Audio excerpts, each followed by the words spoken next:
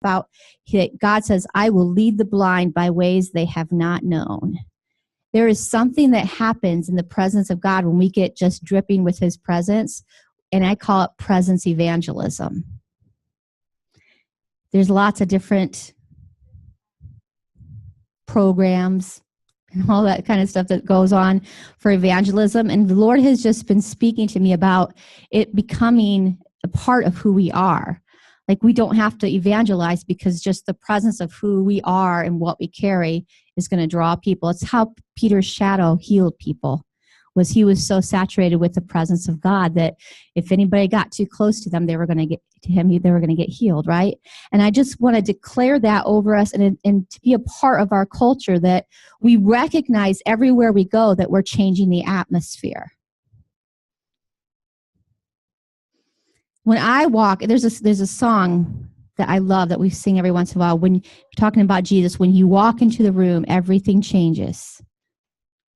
Darkness starts to tremble by the light that you bring. When you walk into the room, every heart starts burning. And I like to sing it, when I walk into the room, everything changes.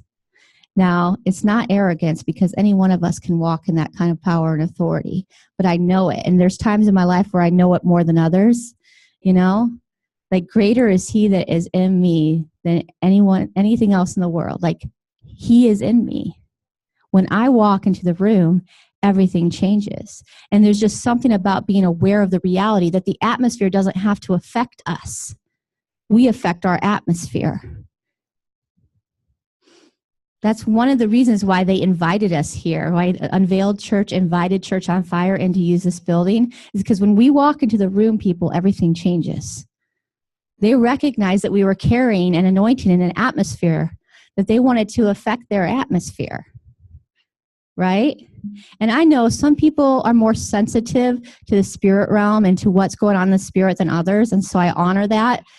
It doesn't matter. When you walk into the room, everything changes. So don't give in to whatever oppression that you're picking up on. Know that the greater is he that is in you than he that is in the world. That's worship evangelism. That's why I keep getting this feeling like this day is coming where, like Charles Finney used to just go into a factory on tour. You'd just be standing there or whatever, and all of a sudden people are repenting. It's because greater is he that is in you. When I walk into the room, everything changes. And so we're going to start seeing people come to the Lord and people ask for prayer. Like, don't be surprised if you're just sitting in a restaurant and someone's like, I don't know you, but will you pray for me? Wouldn't that be awesome?